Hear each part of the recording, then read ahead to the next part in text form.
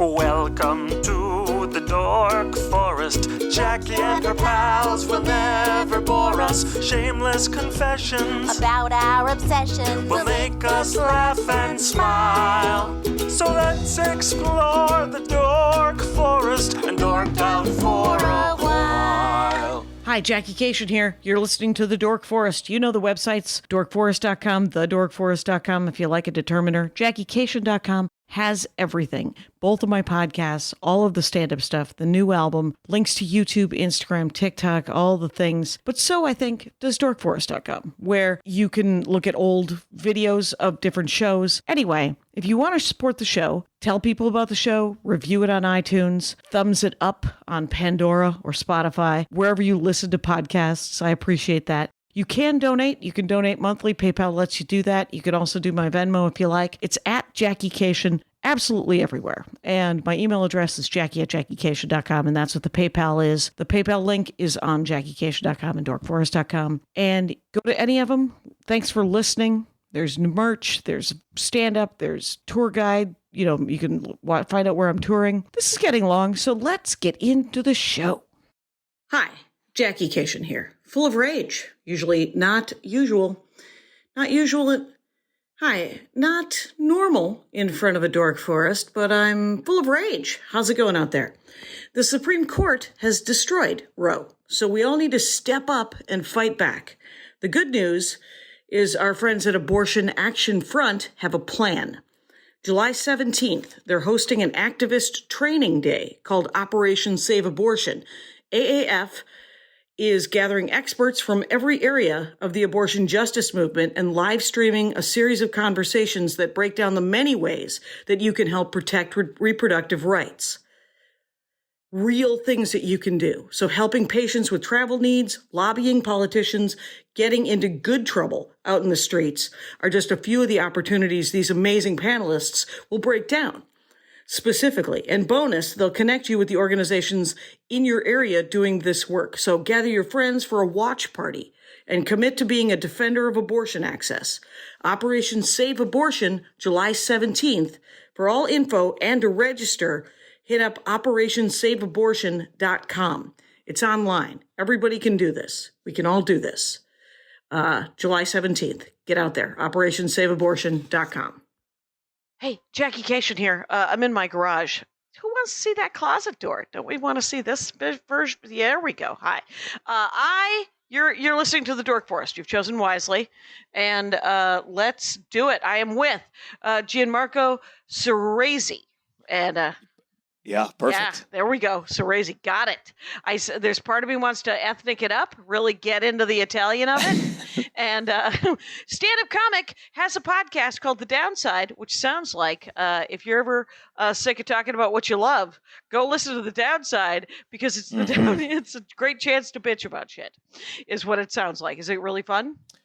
Oh, it's a blast because everyone's always, everyone's become their own like PR person online and everyone's happy. And then you go home and why am I not happy as everyone else? Right. There's these beautiful pictures of, it's true. Whenever anybody is like, I've taken a picture of us, I was like, I will like it. But if I genuinely like it, I will retweet it or I will repost it. But if I don't like it, then you will just get a heart that says, well, you posted something about me and I appreciate that. Because that's what it is. It's all about PR. So Gianmarco Soresi has a podcast called The Downside, does stand-up comedy. So you could go probably, and Gianmarco Soresi, it's Soresi, correct? Mm-hmm. And it'll be in the notes, everybody. That's his handle for everything: Twitter, Instagram, all the things, right? Yeah. And last I saw you, we were both performing at Flappers together. There you go. And we, you, me, and Jay Leno in the green room. Oh yeah, that's right. Talking about how cancel culture has gone too far. We were not leading the conversation. We were not leading the conversation because Jay Leno might have a little bit of the world's gone mad, but he is 72. So he is. And he shouldn't. Yeah, he should just talk about stand-up in cars because that's what he's made up of. He's made up of stand-up in cars, and his wife is a philanthropist. So you would think that he would have some. And he does. He's actually a much nicer guy than Everyone who works for Conan tells me. So, because everyone who works for Conan is mad. And, Of course. but you are going to be in Toronto and we have Canadian listeners. There's people dorking out in Canada, the whole state, the whole country, the whole province, the whole Canada. 7, 22, and 23 of July. Toronto. Which venue? I think it's something new. It's called like the National Comedy Theater. Okay. Which makes it sound like it's only 50 seats, and that's a lot of words for a 50-seat box. Right. That's a letter for everybody. Get out there. Go to the Toronto.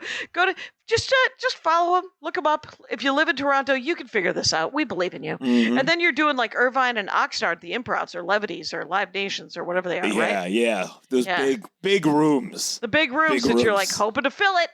Bring a friend. So that's 8, 7, and 8, 10 in August. So if you live outskirts of Los Angeles. So Gianmarco, here's where I'm at with the Dork Forest. You have a dorkdom I don't think we've done before, which is the television program Seinfeld, which is people talk about sitcoms. They love sitcoms. But you were a Seinfeld guy.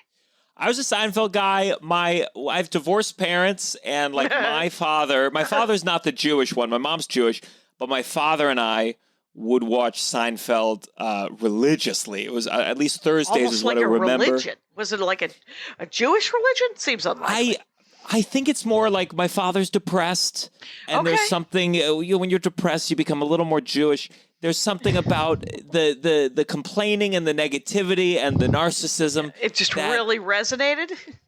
It so did.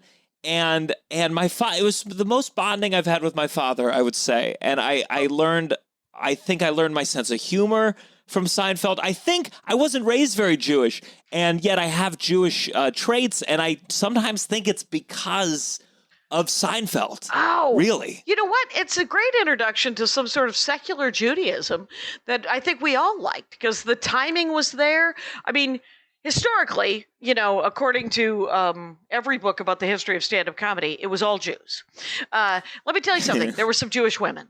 Let me just say, I'm just gonna go out there. There was probably a lady or two with a mouth. That's what she had. She was like, "You got a mouth on you. We're not gonna put you in the book." But I will say that those. So what years? It was like 90, right? Didn't it start in? It came out. No, I think it started in 88 or 89. I believe 89. Okay. And it had I rewatched the documentary, and it was a wild ride. I mean, I was born in 88. Right. And it was one of these things. Seinfeld was a big Johnny Carson. He was on all the time. I think he was guest hosting now and then. NBC gave him a deal, and he just liked Larry David. He just liked Larry David. And every story about Larry David, they're always like, oh, he's the comedian's. I've never heard a story of Larry David killing. I've only heard stories of we liked watching Larry David because sometimes he just walked off the stage. Which I don't know. That's not how stand-up comedy becomes popular. But there's a couple of people who can do it. Kindler can do it, right? Like Andy Kindler. Can. Yeah. But in today's environment of stand-up comedy, you tell me if you think I'm incorrect, there's so many comics competing for spots right now that if I stormed off the stage, you'd have to have a lot of clout to then get another spot the next week. That's a club banner these days. I would think at certain levels, certainly at this level. See, when you storm off stage, and I've never done it, but I've decided recently that I will. I've decided that I won't go up if I think that the show's going to be unsafe. I used to have this sort of bring it. I can take it. What am I, a chihuahua? Jesus. It's like there's no reason for me to think that I can take because there's bad guys, right? It could get super dangerous. And of course, I have had some bad experiences in the last couple of years. And so I have recently decided that I will not be going up. And if I lose the weekend, so sad, too bad. I lived. And then if I also feel unsafe on stage, I've decided I'm gonna get off because of those two reasons. Chad Daniels does it, and he's sort of at our level, but he seems somehow on the cusp of being Bert Kreischer. of being Bill Burr, right? Like Sure. because he's so freaking funny, but he's also super sane. So who knows if he'll ever be those guys? Not that those guys are insane. That's what they implicate. The unsaid word. Anyway. It's flattering you said our level. I'm at a much. I'm down here. We're peers, Gianmarco. We're peers. I appreciate that. You, me, and Jay Leno, we're all peers. we were talking. We were all in the green room hanging out.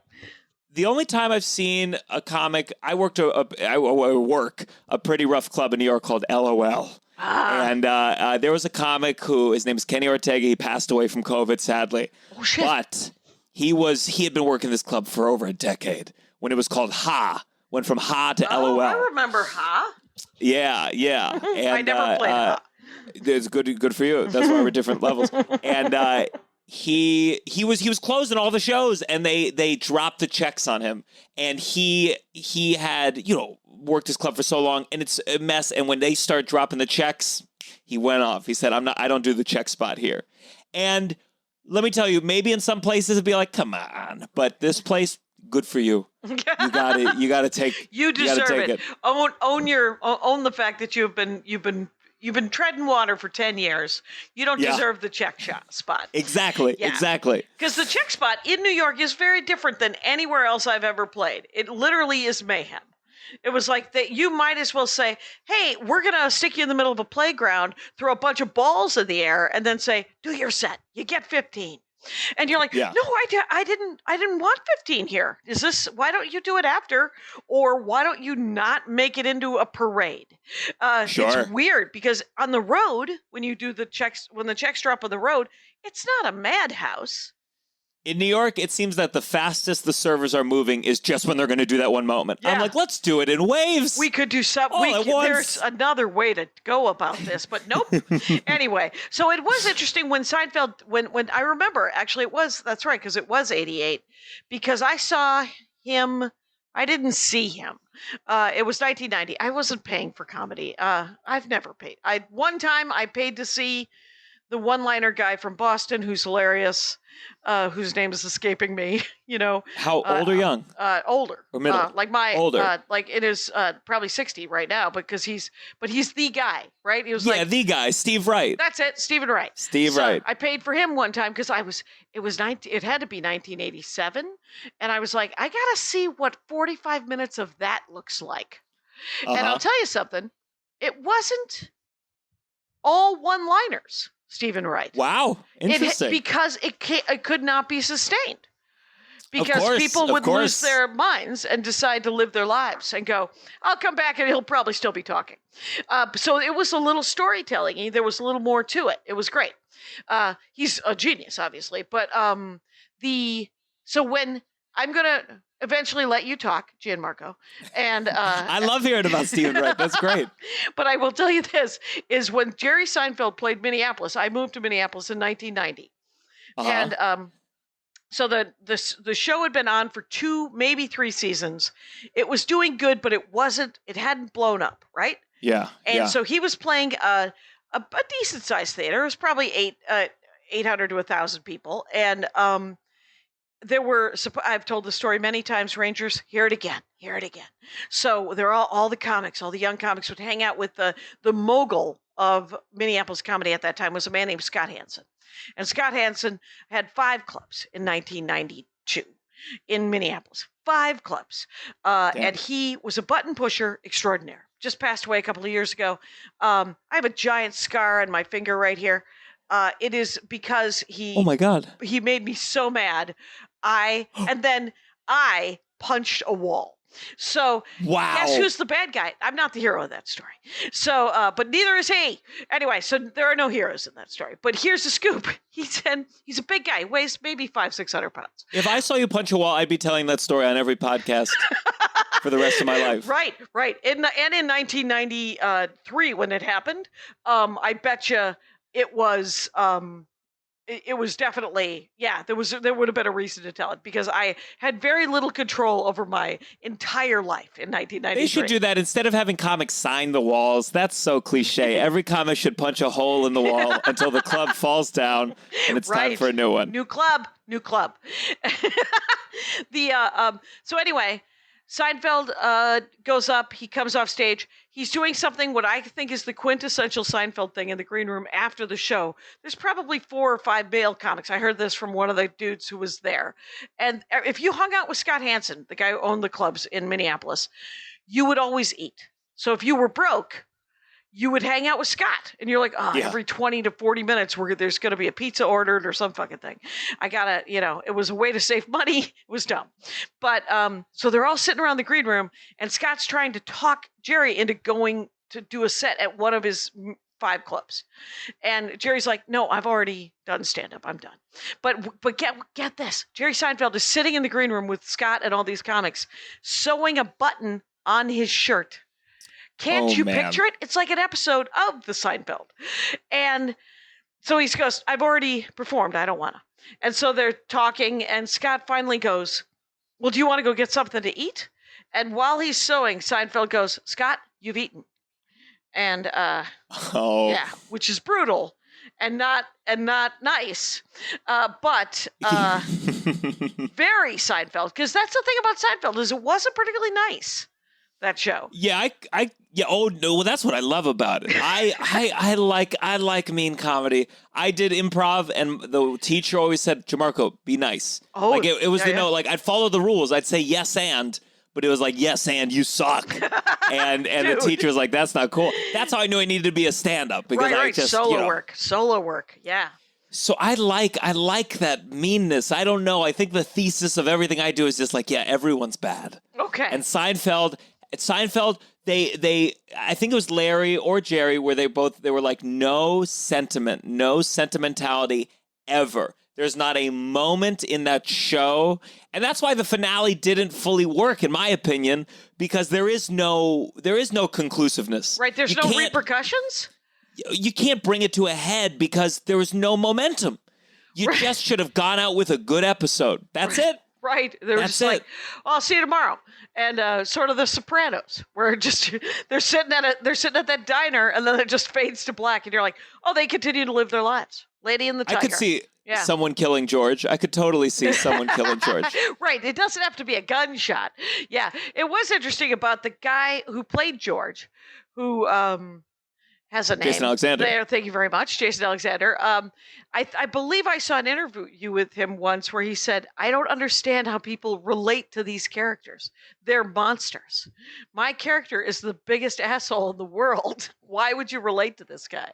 Yeah. I think that's like Larry David, again, with Curb Your Enthusiasm, which is, it's like second wave of this kind of comedy. Right. I've heard from women on dating apps that at least men my age, I'm in my 30s and 20s, there's so many that say Larry David is my spirit animal or Curb Your Enthusiasm is my best show. Mm-hmm. And I think what it is, it's just like, again, I don't want to say this is just a Jewish thing, but as a Jew and with a girlfriend as a Jew, I think like the complaining, there's something about like it's okay to complain. Sure. It's okay to like talk about the nice event, and complaining doesn't mean you didn't have a good time. It doesn't mean you don't want to go back. Right. And I think but did you notice that there were toothpicks that didn't have the curly cues on top? That of was course. Like, you're like And so I think like people who are not in that realm, Larry David is like, it's like the first time they're like, yeah, I always had complaints too that I never thought we could talk about. And we can be fun about it. So they over-relate. Yes. And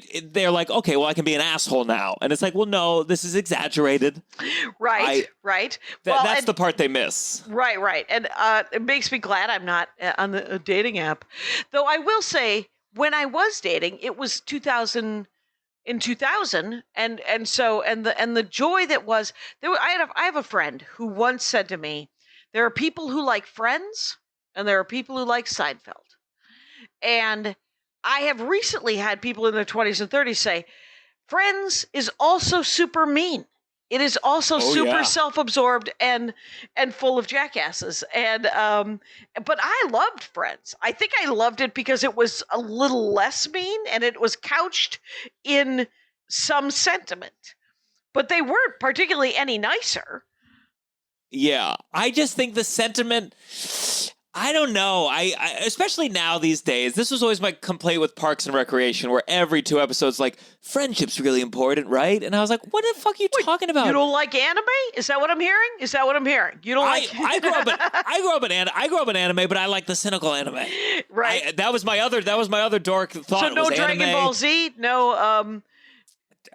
Dragon Ball Z. I did really, love Dragon Ball Z. Right, it's Naruto. You didn't like Naruto? Every episode is about friendship. It's like, who's great? This guy. I'm going to hang in the sky and be full of rage, but he's got my back. And yeah. So, but the thing is you get to like, I mean, I was just busting your chops because you get to like both. That's fine. I mean, the thing is what you love about Seinfeld is that it's completely, there's no point. Yeah, and it's very funny. First, the show, for a mainstream show, Seinfeld was so meta. There were so many meta references. Right, inside baseball, kind of. Yeah. And so the history of the show, it was amazing because the test audiences hated the pilot. They said it was too Jewish. They said it was too New York. Right. And they like released it as this crazy thing where they filmed it like they aired it in the Saturday Night Live slot, and it was like a special. It was like how a stand-up comedian makes their material. That was the pitch of it. Mm-hmm. And then they did a 4-episode order for a first season, and it was just like everything about it seemed doomed to fail. They were like, this is never going to go. This is never going to be popular. So they did one, and they aired it like Saturday night at 10:30. Yeah, they aired it. And then they made 4 episodes? They did 4 episodes after that, and they demanded the first episode does not have a lane. It was just like 3 dudes. And the one network note that they gave, they said, you have to have a woman. I am gonna sharpen this pen. Yes, it's so sad for Carol Leifer. Yes. Yep. And Larry David had worked with Julie Louis-Dreyfus on SNL. Larry David did 1 year of SNL, mm-hmm. and then did a show called Fridays, I think it was called. The SNL competitor with Michael Richards was on Friday. Okay. But just this cast, I think what's incredible about Seinfeld is, first, Jerry Seinfeld, not a good actor. Those first couple of seasons. Those first couple of seasons, you're watching everyone just sort of carry him around from one part of the set to the other. And him just woodenly saying things. But it feels right for the show. Like, it feels, it's one of the few comic-driven shows where it feels like they did it. He never had to overextend himself. It's just him complaining. It's just him doing bits. But that cast is incredible. Yeah, he got Jason Alexander, Julia Louis-Dreyfus, and Michael Richards to literally... And everybody else was, and granted, they were sketch or they were improv, but they weren't stand-ups. And trying to teach a stand-up comic how to act is its own project. And the fact that it was successful created all of the 1990s where everybody got, or many, many deals were cut with comics that were who couldn't even act to the level of Jerry Seinfeld. Right? Or they didn't do the casting right around them to hold him up, right? Of course. And Jerry, like, notoriously, he really talks, he doesn't respect acting very much. He doesn't respect the concept of acting. And I started as an actor. I'm one of these actor turned comedians. Right, improv. Acting, improv, and then stand up? I went to college for musical theater. I wanted to be Daniel Day-Lewis. I was an actor. I studied all the teachers. And like Seinfeld notoriously just kind of goes like, hey, you memorize your lines. Where are you getting a trophy? You said someone else's lines. Wow, nice impression. Thank you. I believe me, I've auditioned a couple times to do his when voice. You first started doing stand-up, did you find yourself doing a little bit of his observational style?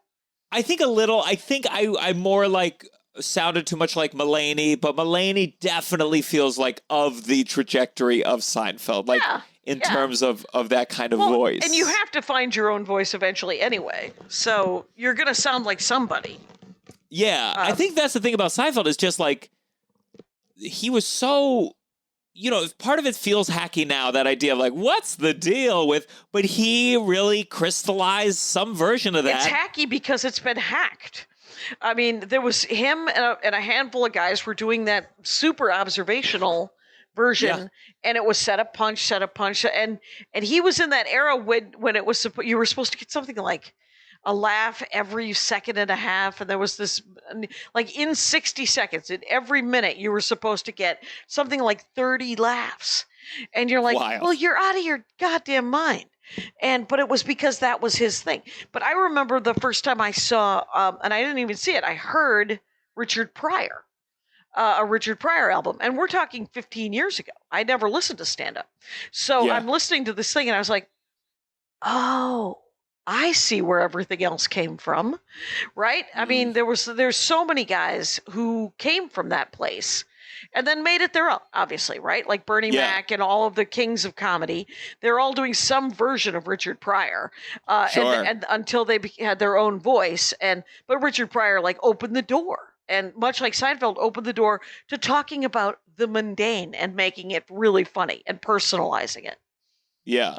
And I don't know, sometimes you hear old Seinfeld, it's very, I was watching that George Carlin documentary, and they're both kind of comedians that, like, I think in their weaker times get a little bit too obsessed with language. Yeah. Like Seinfeld loves to be like, you go in the train, but you go on the boardwalk, on the inn, and you're like, who gives a fuck about any of this? He's it's just that way because it is. He's fishing for premises. I don't know if you've ever, where you're just like, what else happened? Did anything else happen? I got to find a premise. And he's the guy that writes that joke. So I went to the taping of his Netflix special where he did all the old material. Mm-hmm. Oh, the last time? Yeah, the last time. No, not the Broadway one, but he did like a Netflix one where he like did all his material up to his first Carson appearance. Oh, weird. It was like his first Netflix special. And they didn't say that during the show. So he was doing these materials about, like, he was doing a chunk on cotton balls. And I'm sitting there like, what the fuck? You're talking about cotton balls in 2022.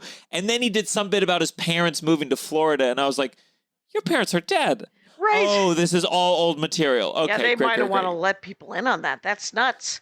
It was very strange. When I realized it, I was like, oh, okay, I get good. the conceit. Good. Yeah, they're going to have to sweeten the hell out of this the first 20 minutes of this until everybody realizes what the hell is going on. That's so funny. But the first time I saw him in New York, I was so excited. And then at a certain point, if I was hosting the second show at Gotham and I came in and Seinfeld was on the first show, I was like, my show's starting late. My show's starting late. Oh, that's what that means. Yeah, it's there's a certain point in your career where you're like, you have to be aware of the fact that everybody wants to get up. And if you're doing a work-in, this one right here, I can strong arm my way in over at Flappers for a 5. For a 5. And if I run the light, I've done a 7. So, oh my God. I was once hosting at West Side Comedy Club in New York, and Jerry Seinfeld, like right before, tweeted, I'm going to go to West Side Comedy Club, but tweeted the Twitter for the West Side at your end in LA. Oh, weird. And so, like, West Side in your end had to, like, clarify Seinfeld is not coming here. Right. Then Seinfeld just tweeted, in New York. And I'm hosting, and so people start realizing this mid-show that Seinfeld's coming. And the number of yarmulkes that came into this club, it was because we were on the Upper West Side. So they were all there. Okay. And it was so funny to watch this crowd of Jews just come in mid-show, so excited to see Jerry bastards. Seinfeld. Poor things. Yeah. They didn't get to see him. I think it's did you ever write a spec? Wait, you're probably not old enough for that would have been a spec. Because I wrote a spec. I wrote a Seinfeld spec. That's so cool. It's terrible. So it's not good. Is it bad? Well, neither one of this. I wrote a Spin City spec and a Seinfeld spec. And the Seinfeld spec, the only thing I liked out of it wasn't even mine. It was my buddy Jim who watches it all the time. And I wrote on his idea. And the idea was that George gets on the bus and the bus driver has a really big belt buckle and George makes a crack about it. And the bus driver gets really mad at him. And so the rest of the show, George keeps buying bigger and bigger belt buckles and gets and tries to find that bus driver again. I like that a lot. Right, because there's nothing there. That's all it is. It's just him humiliating himself with a giant belt buckle. Did you ever read the Speck script by Billy? Oh, what's his name? He did a Seinfeld the day after 9/11. Oh, no. Oh, you haven't read this? It was this crazy thing. It was a script that went viral. Yeah. And it was the funniest thing. Because it was about nothing, but it was like involving all these things. Kramer had lent his box cutters to what ended up being one of the terrorists. Oh, Jesus Elaine was about to break up with a guy who was a fireman who went in, and now he was a hero, but she was like really trying to break up with him. And it's this incredible. I would pay real money to see them read that script out loud. Wow, that is amazing. It's amazing. That's yeah. I don't see those guys buying toothpaste and bringing it down for everybody. Remember when everybody was bringing toothpaste to people? Yeah. They're like, well, I don't know what else to do. And you're like, how about get out of the way? And sure. It's that is super dark. I'm surprised, actually, that they haven't done a table read of that for, like, the 25th anniversary. Maybe they'll do it for the 25th anniversary of 9/11. That would be something. That'd be super dark. And I don't know if Michael Richards is like, yeah, let me see if I can make this right, the thing I'm known for. Right, maybe this is how I rebuild my career. It's that I do feel I don't have any sympathy for Michael Richards. I have sympathy for stand-up comics for actors who start stand-up comedy after they've become famous. Yeah. Right? Because he didn't really do stand-up. And then, so he didn't really know how to do crowd control. And the Laugh Factory in LA is, it's a ball pit at a McDonald's. It's dumb. So there's no way to, but what does happen, as you will know from doing stand-up comedy for, by the way, I am talking with Gianmarco Soresi, and it is spelled SORESI, and that is his handle on all the things. And he has a podcast called The Downside, and he's going to be in Toronto, and then he's going to be in Irvine and Oxnard. So go find him and watch him do stand-up comedy. But when you are in a heckler situation, you end up saying the meanest things that you can think of. And luckily, the meanest thing is absolutely never have thought, well, I'm going to drop the N-word. Sure. But maybe my racism is somehow manifest in a different way. It turns out it's not me saying horrible things to people of color or to Jews or to women, but to other women, I've called other women cunts. I called someone a cunt in my first year of stand-up, and it was really bad. It was really well. And in your first year of stand-up, you don't know when to use, like you blow up too soon. Of course, yeah, of course. Which is Michael Richards. And I call men cunts too, if it helps at all. Right. But it was one of those where they were heckling. It was a bar show, and it was this thing where she was like, I would do the setup, and she'd be like, "Go on." No, keep going. And it's one of those things where you're trapped. Because if you go on, you're obeying the heckle. Right, and she's screwing with your timing. She should be removed immediately. And because that is not how stand-up comedy works.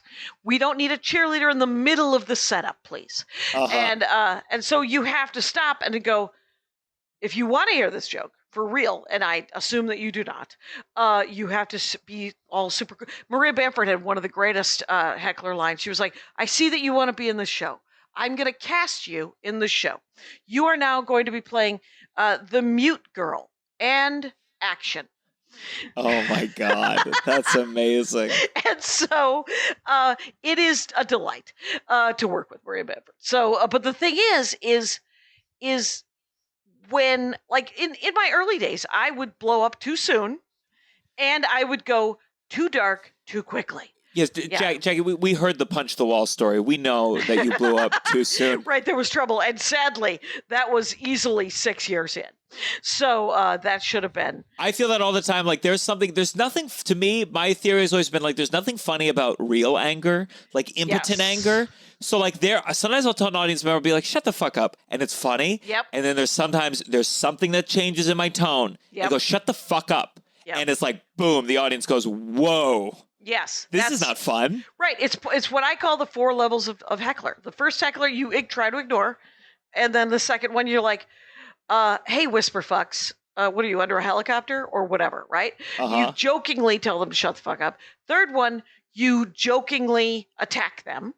And then the 4th level is literally you have to get them out of the room to continue the program. That is when I've decided I don't ever want to get to DEFCON 4 ever again, which I think is the other way with DEFCON. But I will walk off. I will sit down. I will Chad Daniels this thing. So what's so funny is like I've done some casinos, seems to be casinos where they're like, if you need anyone removed, do the classic. They look like they need some water. And I did it once. There's a bachelorette party. And I was like, they need some water. Some water here for these folks. No one came. And at the end they were like, well, it seemed like you were handling it pretty well up there. And I was like, what do you want? You want me to start crying for you to take me seriously? Oh, yeah. Of course I handled it well. That was what I'm trying to do. And then you do the secret part. Yeah. You be the principal, not me. Right. Your job, and I've told this story before too, Rangers, you gotta love it, I was doing an Indian casino in northern Michigan where you were not allowed to be mean to the audience and you were not allowed to swear at all. And you couldn't make fun of the casino, which I wasn't going to do, or gambling, which I also wasn't going to do. But there were 2 super drunk dudes in the front row who would not stop. And finally I was like, can you get your buddy out of here? And he goes, nope. And you ever get so mad? Sometimes in stand-up comedy, you get so mad you see those red dots. You see those red dots. And I looked around, and for the first time at a casino gig, there was not a security guy. So I literally was like, well, but I can't do anything. And because when you feel that sort of powerlessness on stage, I've decided to never feel that again. But But what you do when you think that you're somehow tougher and you can power through this and you don't want to get prorated and you need to get paid, and so you stay up and do your time, you're like, all right. I literally felt, and this, I'm pretty proud of myself. I've never done it since, but I fell to my knees and made the sign of the cross and tried to pray them out of the room. Oh my God. And I was like, please God, bless these men away from me. I hope that they win at all of their cards and games and all the things out of this room. And they did get up and leave. But here's the weird thing. Then I had to stand up. I'm not a gazelle. This I don't fall to the ground and get up, even when I was 40. So it wasn't pretty, is what I was saying. I was like, did you guys know I did physical comedy? You had to call them back to help you up. You're like, hey guys, come back here for 1 second. So I just what are your let's we're 40 minutes into this thing. What's your favorite episodes? Well, I think like the interesting about Seinfeld is like I learned a lot about sex from Seinfeld. It was a very it talked about sex a lot. Like it was very much like, are they staying over? Are we going to be friends and still have sex? And like the 2 episodes, and I was at that age where it was anything about sex was so titillating. Right. So just like, oh my God. And one that I'll always remember, I thought, but like as I became an adult, like that sponges were a bigger thing with sex, because Elaine had a whole episode where like the sponge she was using for sex. And again, I didn't even know, does sponge go in? Does it go over? Who the fuck knows? But basically the sponge is discontinued. So she has like 5 more sponges. And so she's deciding her sexual partners, are they sponge worthy? And I don't must remember have been, that line, but I bet you that was the line. Oh, yeah, absolutely. Yeah. Sponge worthy was, I mean, this show was so good at coming up with like words and phrases.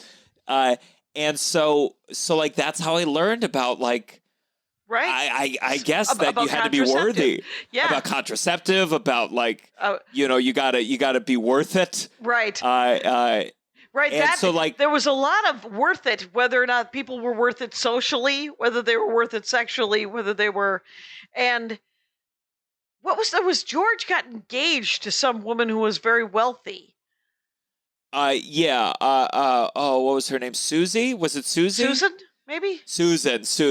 And he was constantly going, I think the fact that they have a cabin and that she's got all of this crap, like, and Michael Richards' character Kramer was like, her dad's got good cigars, I mean, like all of these things were like, these are on her side. The other side, she snores, she has an eyebrow twitch, some sort of, something minuscule that you're like, is this like, what are your favorite worth it?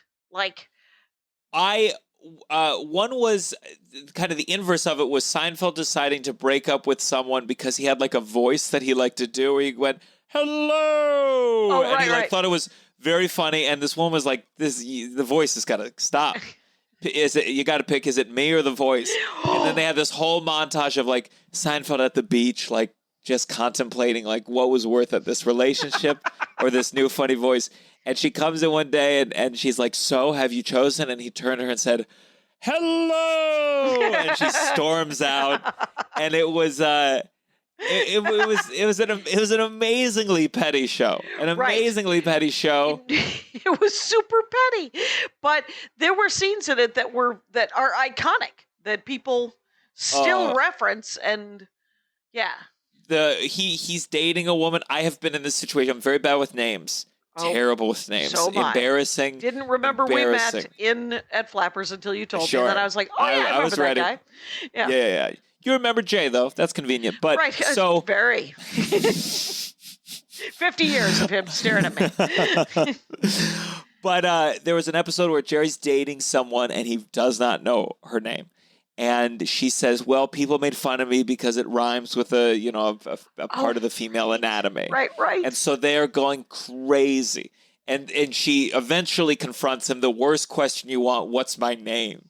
And he can't get it. She leaves. And right as she leaves, he goes, Dolores! Dolores! Oh my God. The speculation is that he couldn't also find the clitoris. That would be the joke that I would also. It was like, you would remember the word Dolores if you knew where the clitoris was. And that's the joke I would have made. I once, here's too much information. I once had sex with a guy that I thought his name was Steve. It turns out it wasn't Steve. Or it was. Because I remember I called him Steve and he said, it's Jim or Larry or whatever the hell his name was. And then he got super mad.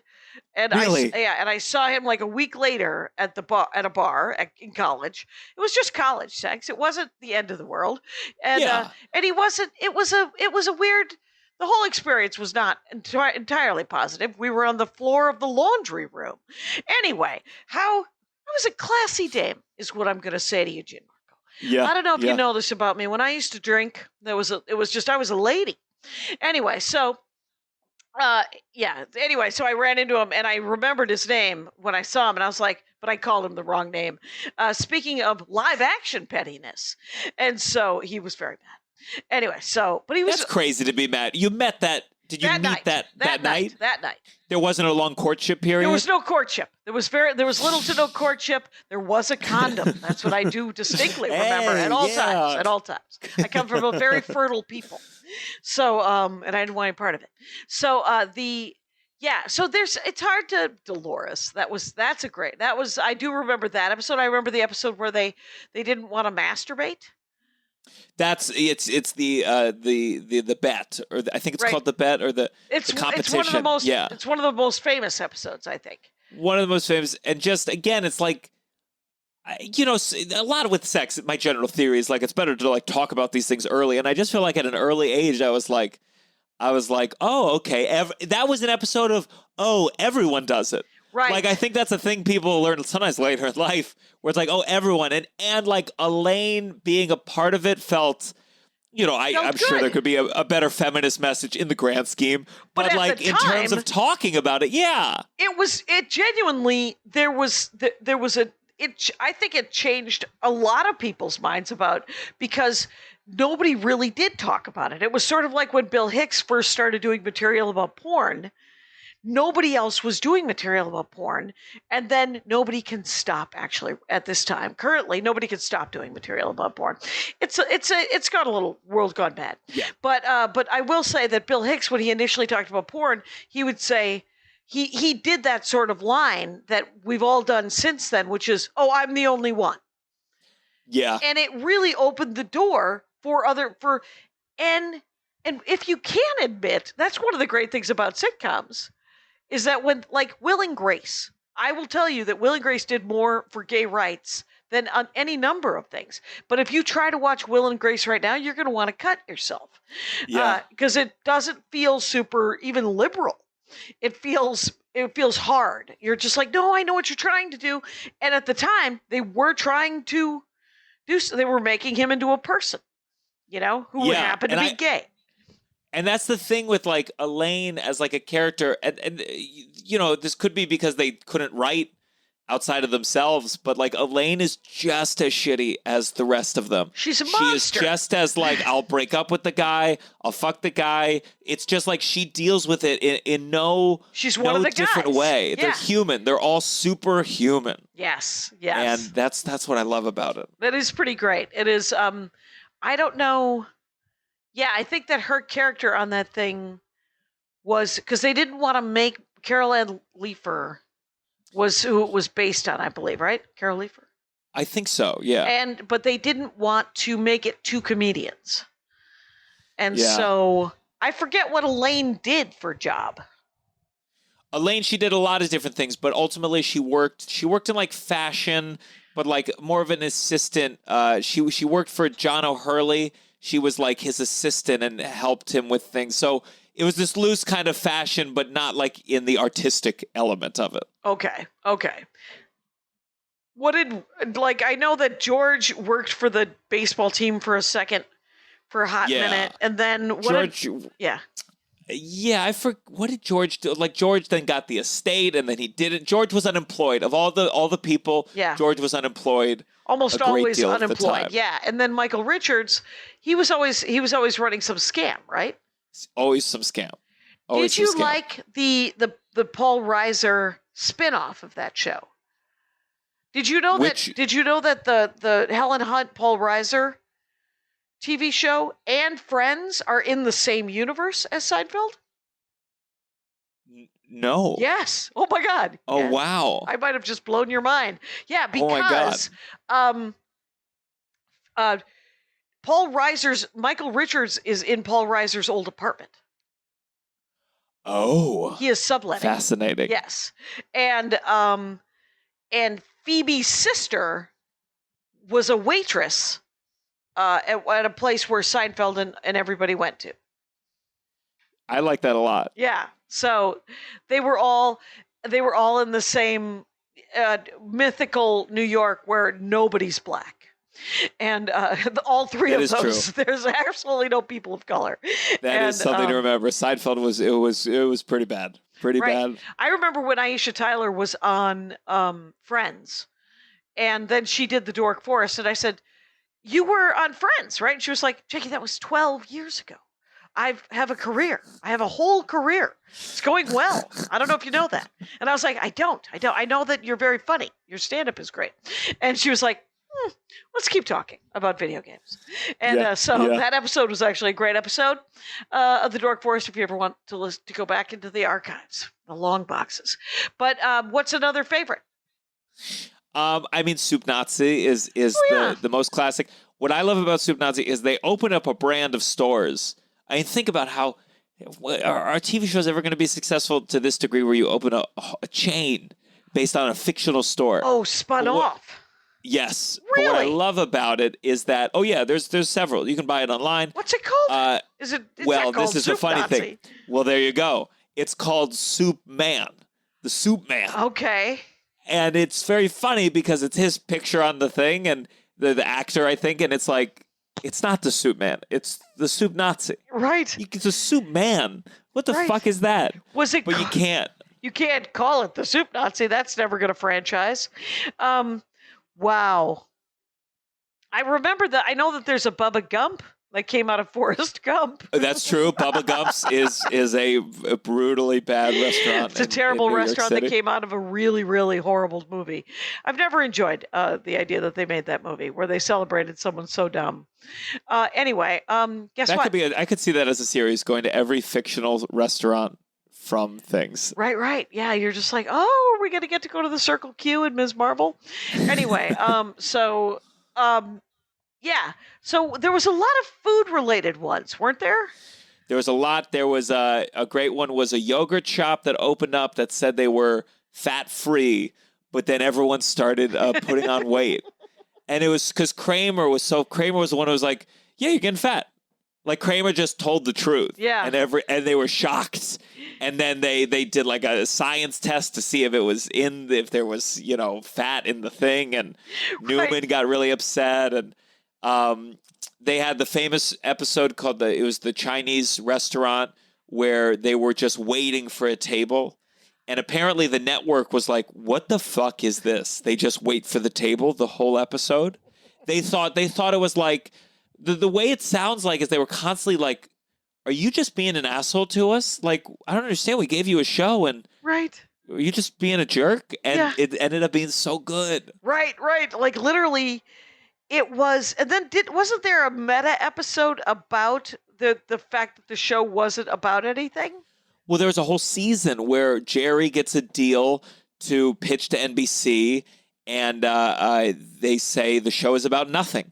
And George, it sounds like Larry David was very difficult when they were pitching this meeting. Like Larry David, if he got notes, he'd go, no, I'm not going to do any of that. And that's what George does in the thing.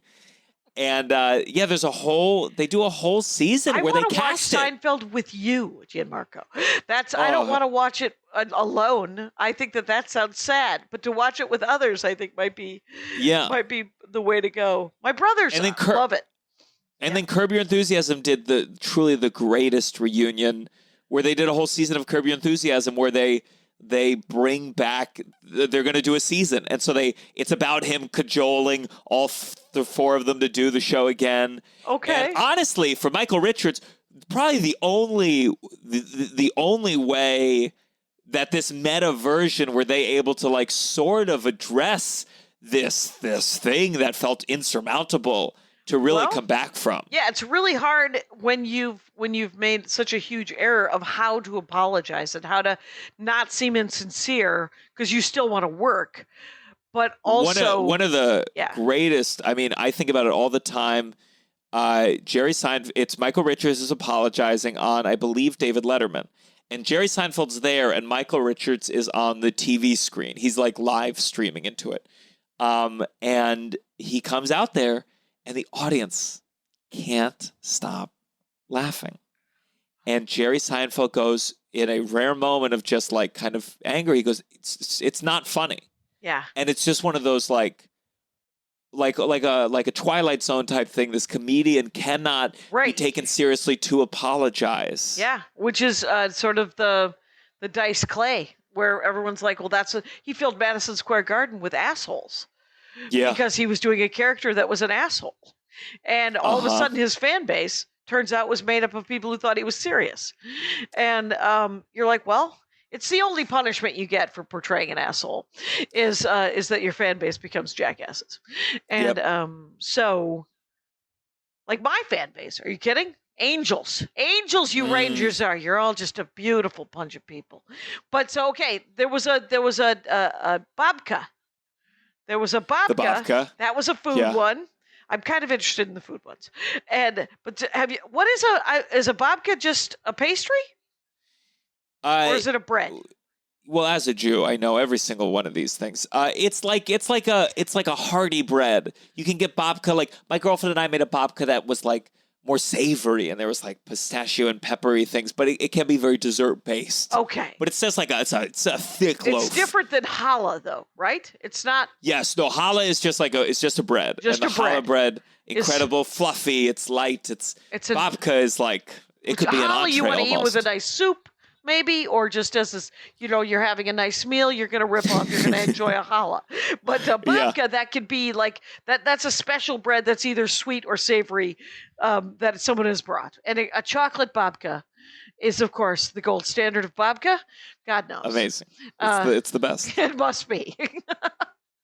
So they just dealt with Seinfeld dealt with customer service and just the little frustrations in the world. And that stand-up comedians, that was Seinfeld's voice and Larry David's voice, and it just launched so many things. Every time I talk about, complaining about if I try to find a new airplane bit or try to find a customer service bit, it's all like, well, how do I differentiate this from what has been done? And they did it. Right. Well, and it is hard when there's these sweeping topics that seem to have been nailed, right? Like someone has done my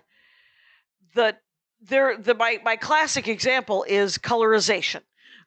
Ted Turner invented the colorization of movies, right? Old black and white movies. They're like, people don't like to watch black and white movies. We're gonna make sure that everybody knows the grass is green and her hair is blonde. And so Ted Turner did this, and it was mixed results, right? Most people are like, I'm an adult. I can watch a black and white movie that was purposefully, in some cases, shot in black and white. And Jay Leno, while subbing for Johnny Carson in the early 80s, did what I think is the definitive colorization joke. Because I had just started doing stand-up, so it must have been 84 or 85. And I was thinking about doing a colorization joke. And I was watching Carson one night, and I heard him do it, and I was like, well, never mind. And what did he say? He literally just opened his set with, I understand that Ted Turner is colorizing the first 10 minutes of The Wizard of Oz. And the audience shut down on him. They literally were just like, what? And then he had to tag it, and he didn't have a good tag, which is unfortunate, because the joke itself was epic. Where there's this, you ever hear a joke and you're just like, I heard a Dennis Regan joke the other day, and Dennis Regan, I guess, said, I went swimming, and I'm going to paraphrase, but Dennis Regan, very funny. I went swimming off the coast of Florida, and I saw a shark.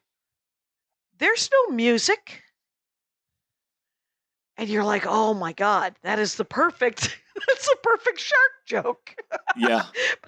Sharks, you can still keep writing. You can still keep writing about sharks. You don't have to stop writing about sharks.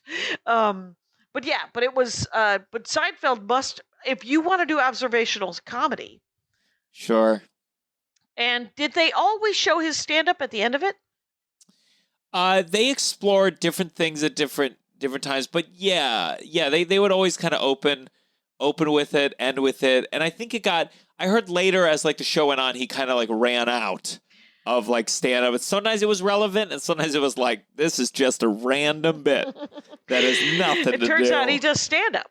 Did you know he did stand-up? I mean, that's all it was, right? It was just because it didn't have anything to do with, they tried to tailor it to the episode? I think once in a while, but I think like, I don't know, Seinfeld is always like, he's not the most, he doesn't write like a madman. He's not writing a lot of, he likes his perfect bits. Yeah. With the perfect callback and the perfect loop. Mm-hmm. And so I just think at a certain point he was like, I don't have any more. So I guess we'll do this random skydiving bit. No one goes skydiving in this episode. You're wearing a helmet while skydiving. The helmet's wearing you. Like that's it's one of those, is it? And yeah. It is too bad that his delivery is so unique and succinct that it can be that you hear it and there's part of you that balks at laughing at it, because I want to laugh at everybody. I'm like, you're doing stand-up. If the joke is good, I want to laugh. I don't want to just do that thing that comics often do. We both did it, which is to just go, oh, I see. That's great. And you're like, that's not what anybody's fucking looking for. We would like you to laugh out loud, please. I'm a dreadful laugher. It's very embarrassing. I'm not happy about it. But I think for me, I really respect a joke if it makes me a little bit mad. Oh, if interesting. It makes me a little, I get a little like, I can't help it. It's in my head. I go, fuck, why didn't I fucking think of that? Were you a good improv person? Were you a supportive improv person? I don't think I was like a no, I'm going to shut you down. But I think I'm in my head, and I would always be like, I'm not. I'm the weak link here. I would deteriorate very fast at improv. And how are you as an actor? Do you got to give to receive so that someone has something to play off of, right? For sure. I think I'm a decent scene partner. I'm not like a hog on stage, but it's tough. I'm in my head.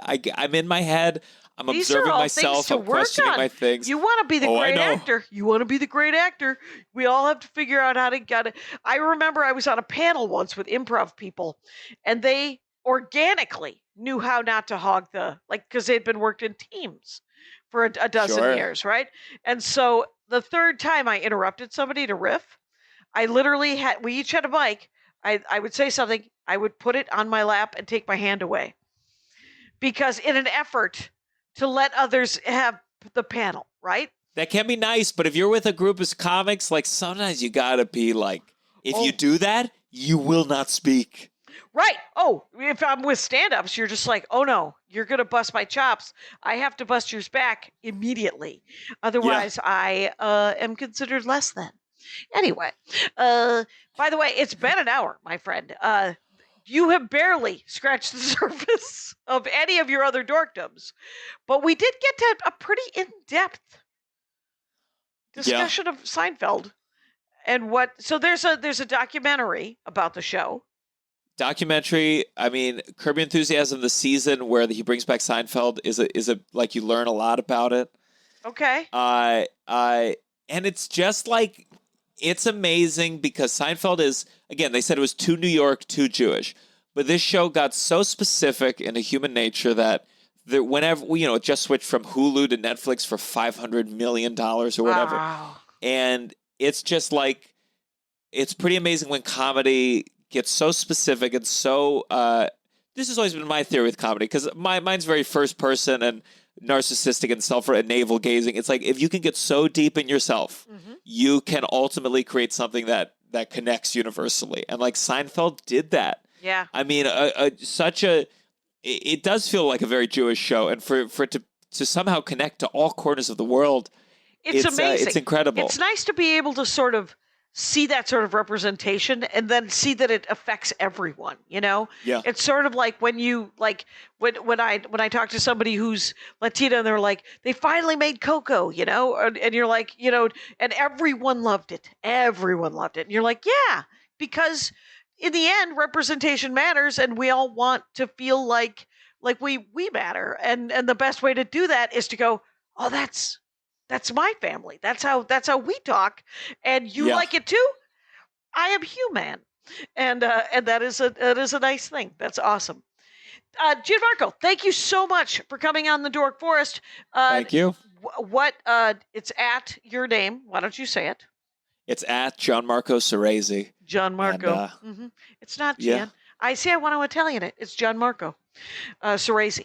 So at Gianmarco Soresi, it is spelled in the notes, everybody. Go find him on Instagram and Twitter and Venmo. Yeah, what the hell? Just Venmo the guy. Please. What is he? He lives in New York. And you have shows in Toronto in July, 22nd and 23rd. And you are also at the Irvine Improv or whatever it's called at 8/7 and the Oxnard Levity Live or whatever it's called on 8/10.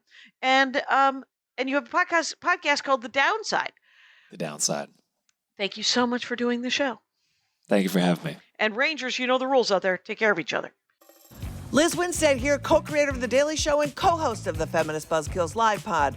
Well, the vaginal crossing guards on the Supreme Court have destroyed Roe v. Wade. Good news, my nonprofit Abortion Access Front can help. On July 17th, we're hosting an activist training day called Operation Save Abortion. We're gathering experts from every area in the field of abortion justice and live streaming a series of conversations that break down the many opportunities available to you to protect access to all things reproductive care. Helping patients with travel needs, lobbying politicians, and getting into good trouble out in these streets are just a few examples that these amazing panels are going to break down and bonus, connect you to the organizations in your area doing this work. So gather your friends for a watch party, then commit to becoming a defender of abortion access. I'll be there, and so should you. Operation Save Abortion, July 17th. For all the info and to register, hit up OperationSaveAbortion.com. My hat, my hat, my hat. They're dancing around my hat, my hat, my hat, my hat. Well, what do you think of that?